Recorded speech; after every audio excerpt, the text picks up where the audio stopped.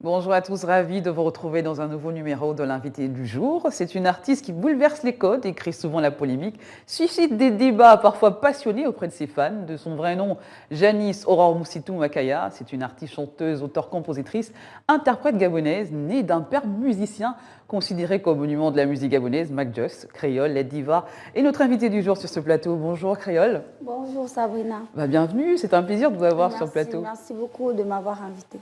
Très bien. Alors, Créole, pour commencer, on a un petit jeu de mots, comme ça dépend des profils. D'accord. Voilà, on vous donne des mots-clés et puis vous nous dites ce qui vous vient à l'esprit, ce que vous pensez, une définition comme ça. On y va? D'accord, on y va. Alors, Créole, si je vous dis vert, jaune, bleu.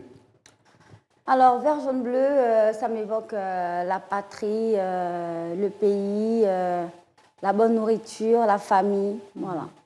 Destin. Pardon? Destin. Destin. Alors, destin.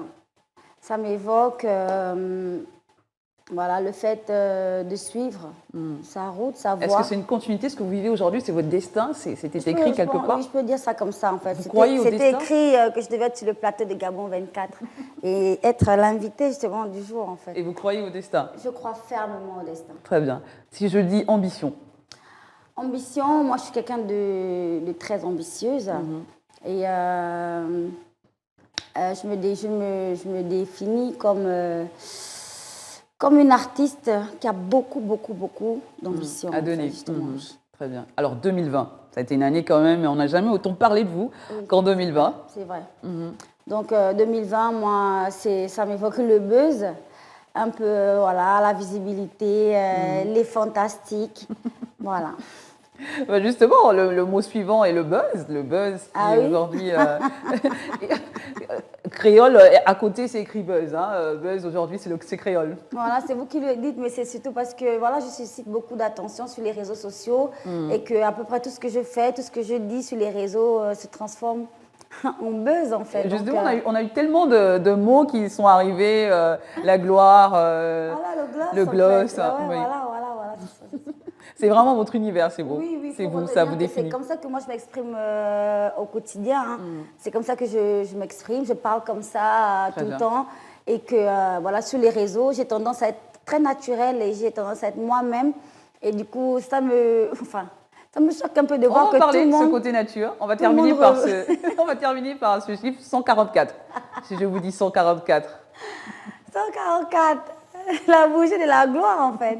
Très bien. Alors, on va y aller pour essayer d'en savoir un peu plus sur vous, Créole. Ok.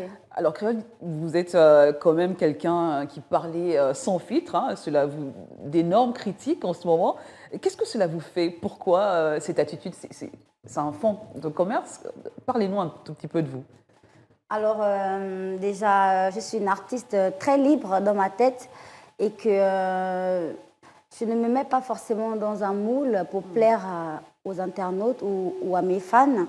Je suis tout simplement moi-même et on me prend ou on me laisse en fait. Voilà. Alors pour revenir à votre vie, Créole, vous avez toujours baigné dans la musique depuis votre enfance, on va le dire. Oui. Vous avez commencé en tant que chantre à l'église, ensuite vous avez intégré la chorale Les Anges ABC, lycée national Léon-Bas, et vous avez même été choriste pour votre papa, le Baobab. Pendant longtemps, vous avez même fait des chœurs, vous avez pris part à ces spectacles également. C'est ça. Mais à quel moment avez-vous voulu vous lancer intégralement dans la musique et en faire justement une carrière? Alors, disons que j'ai rencontré mon mari, c'est le docteur Ludovic Falandry, qui travaille à l'hôpital Marcel Abiké, à Mwanda. Et donc, comme ça, j'allais rendre visite à mon chéri et j'ai pris le train. Et donc, dans ce train, je pense qu'il y avait en ce moment la Sainte Barbe, qui est une grande manifestation que la société Comilogue donne du côté du Haut-Ogooué. Oui. Donc, dans ce train, il y avait une super brochette d'artistes qui partaient pour cet événement. Et je me suis retrouvée assise à côté de Boubal Boukombil, complètement par hasard. Et Boukombil, on le répète, qui est un autre artiste. Qui est un artiste gabonais, voilà, que j'aime beaucoup. et qu'il m'a directement reconnu. Moi, je connaissais l'artiste parce que je l'avais vu plusieurs fois à la télé, mais moi, je n'étais jamais passée à la télé, j'étais personne, j'étais juste la fille de mon papa. Et il m'a dit, tu ressembles à mon père. Je dis, ah ouais, c'est qui? Il m'a dit, mais c'est le vieux Marc Joss en fait. Et donc, tout est parti de là. Il m'a fait chanter dans le train, il m'a semé la petite graine, si je peux dire. Et ça m'a vraiment donné envie de fouiller si c'était possible en fait, parce que je ne comprenais pas à ce moment-là qu'un artiste comme Mobile Boukambil me voie comme moi, une super artiste en fait. Il m'a comparé à Rihanna, il m'a comparé aux plus grandes artistes en fait. Et moi, disons que voilà, ça m'a fait naître. Cet artiste qui a été un curseur, qui a été quelqu'un qui a déclenché un peu tout chez vous. Exactement. Très bien. Une diva créole, vous revendiquez comme une diva, est une personne qui fait quand même partie d'une certaine catégorie. Vos sorties parfois violentes dépeignent cette image. Comment l'expliquez-vous, créole? Bon, disons que je suis une personne très sensible au fond, très gentille, mais un tout petit peu impulsive. Hein. Oui. Je pense que chacune de nous, Sabrina, a ce petit côté impulsif. Il y en a qui maîtrisent mieux voilà, cet aspect. Mais moi, je suis là, j'apprends. Vous avez toujours été quelqu'un d'extraverti. Oui. Quel genre d'adolescente étiez-vous, créole? J'étais une adolescente assez turbulente, en fait. Hein. D'abord, je suis enfant d'une famille très nombreuse. Mon papa, il a fait beaucoup d'enfants. Et il fallait trouver sa place, justement, en tant que jeune fille. Il fallait trouver sa place. Et pour se battre, en fait, au milieu de beaucoup d'enfants, pour se battre, pour avoir l'attention. Voilà, pour se battre, pour avoir l'attention, justement, de ses parents. Il fallait être un peu comme ça. Donc, je pense que c'est de là où me vient un peu mon petit côté. Vos frères et sœurs chantent également créole? Oui. Je pense que tout le monde chante dans ma famille, mais chacun de nous a pris une branche différente. Voilà. Mais quand même, mes frères et sœurs sont beaucoup dans le domaine artistique. J'ai une sœur maquilleuse, Grace Piligui. J'ai une sœur qui est service traiteur. Grace Piligui, qui est cette artiste make-up, qui sera certainement notre invitée. Oui, j'espère. Alors, créole, lorsqu'on est artiste, on est jugé en permanence quand même, hein, avec que ce soit sur son physique, sa musique, ses choix, sa vie en général. Hein. Pouvez-vous justifier votre positionnement et tout ce qui est dit sur vous en ce moment? Vous savez, Sabrina, vous pouvez être Mère Teresa et les gens trouveront toujours le moyen de dire quelque chose de négatif sur vous, en fait. Du coup, moi, je ne tiens pas vraiment compte de ces avis-là.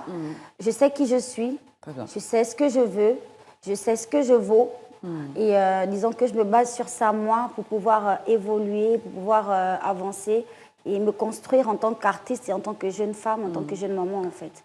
Alors, au Gabon, les artistes ont parfois du mal avec le terme engagé.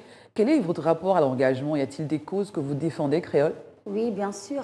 Alors, je fais partie d'un collectif, c'est le CASG.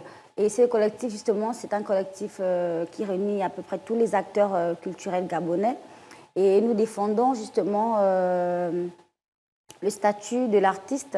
Et on prône la solidarité, l'union entre les artistes. Il faut savoir que les artistes gabonais, aujourd'hui, sont beaucoup plus engagés qu'avant et qu'on on se bat pour justement améliorer, sinon changer complètement le statut de l'artiste. Qu'est-ce qui vous inspire au quotidien? Quel est l'artiste qui vous inspire ou des grands qui sont plus peut-être de ce monde? Qu'est-ce qui vous inspire au quotidien? Bon, voilà, moi, je ne sais pas comment répondre à ça parce que, disons que je suis une bonne vivante. Hein, et en tant que bonne vivante, je suis inspirée à peu près partout. Et par n'importe quoi. Voilà, donc que ce soit des artistes, j'écoute beaucoup la musique de fin papa. Oui. Et voilà, je suis un peu influencée quand même par la dancehall, c'est-à-dire la musique jamaïcaine. Et parce que ça rejoint un peu mon caractère et ça cadre avec ma personnalité artistique. Voilà. Alors, à quand un album créole? Quels sont vos projets, vos ambitions en ce moment? Vous avez beaucoup de singles qui ont beaucoup été certains des hits, mais il n'y a pas d'album de créole. À quand un album de créole? Bon, disons qu'il y a une nouvelle manière de travailler avec le digital, ce que nos parents, artistes, n'ont pas connu. Nous, on débarque un peu dans ça. Et avec cette façon de travailler, c'est plus tellement nécessaire de fonctionner avec des albums. parce que vous voyez qu'avec un seul single, on peut faire le tour du monde, on peut faire toutes les émissions, on peut avoir le buzz de la gloire céleste, le plus grand buzz en fait. Et les albums, bon voilà. Mais disons que moi, pour répondre à votre question, Sabrina, oui. Je me suis vraiment donné ce défi de sortir mon projet, c'est-à-dire mon album en 2021, parce que c'est quand même, pour une artiste, c'est quand même, c'est très bien de sortir un projet sur lequel on a travaillé, on a mûri le projet et on arrive à l'accomplissement. C'est très bien pour un artiste. Donc moi, je me suis donné comme objectif cette année de sortir mon premier album en indépendant, parce que c'est très compliqué. Bah, on l'attend, voilà. On l'attend dans tous les cas. Vous mettez beaucoup en avant vos formes physiques, hein, créole. Beaucoup disent que l'extravagance, c'est votre principal fond de commerce. Que répondez-vous à cela? Je dis c'est vrai. Voilà. Il y a quand même une influence, vous pensez, vis-à-vis du message que vous véhiculez? Non, je suis une femme. Je suis une très belle femme. Mon papa et ma maman ont très bien travaillé. Et je suis féminine. J'assume totalement ma féminité. Voilà. Est-ce que le fait d'assumer cette féminité, justement, vous porte parfois préjudice? Les gens sont toujours dans la controverse, dans la critique, dans le jugement? Oui, mais bon, on peut critiquer. Hein. Moi, je critique énormément. Voilà, on peut me critiquer. Ça ne change pas ma vision des choses. Ça ne change pas... voilà qui je suis et ce que j'ai envie d'envoyer en fait. Vous avez désormais une fondation qui vient en aide aux personnes atteintes quand même de maladies graves. Y a-t-il un cadre juridique de cette fondation? Quelle est l'approche justement de cette fondation? Alors c'est une fondation qui vient en aide aux personnes nécessiteuses. C'est la fondation Créole Adiva. Donc c'est une fondation qui veut rendre un peu le quotidien des personnes nécessiteuses fantastique en fait. Il ne faudrait pas oublier, moi vous savez la fondation... Aujourd'hui, on en parle parce que je viens d'ouvrir la page sur Facebook, mais disons que je fais des actions depuis très très longtemps. Alors, disons que je suis toujours à l'écoute, en fait, dans de ce côté social, c'est-à-dire si j'entends, si je vois sur les réseaux sociaux ou j'entends des rumeurs, s'il y a une famille qui est dans le besoin, s'il y a des personnes qui ont besoin d'aide, j'ai tendance à aller vers ces gens, apporter ma modeste contribution en fait. Donc ce n'est que récemment... On vous reconnaît dans tous les cas ce côté philanthrope, vous venez toujours en aide aux personnes, vous êtes toujours la première arrivée lorsque quelqu'un demande de l'aide. Voilà, donc c'est très bien. C'est dans ma nature, moi je suis comme ça, mais ce n'est que très récemment que j'ai dû ouvrir justement une page Facebook et Instagram pour la fondation, pour pouvoir être en contact avec les fans et pouvoir justement poster mes actions, pourquoi pas. Voilà. Et là, on arrive au terme de notre émission. On ne va pas vous laisser partir sans écouter votre voix, votre si belle voix. Un a cappella de quelque chose, vous choisissez une chanson que vous voulez nous faire entendre. Il faut que tu recommences quand tu es déjà gazé, peu importe la durée, il faut que tu atteignes les sommets. Quand la misère te prend la tête, mais comme une étoile, tu veux briller dans le ciel. Sans jamais t'enlacer, recommence. Faut laisser Dieu te guider, tu recommences.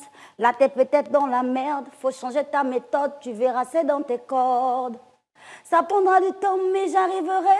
One love, c'est God qui a le dernier mot. Ça prendra du temps, mais peut-être pas. One love. Je veux rêver à tes côtés, me réveiller à tes côtés, crier au monde entier que c'est toi que j'aime. Aïe,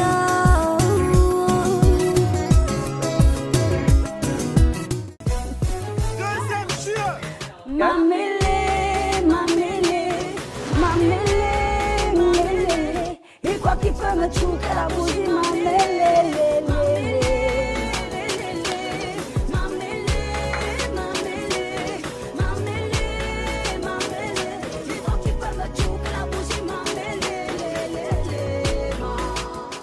Voilà, c'est la fin. Merci d'avoir été de nôtres. Nous recevions à l'instant la diva créole qui était avec nous, nous parlait justement de son parcours, de sa vie, pleine de rebondissements. À très bientôt avec un nouvel invité.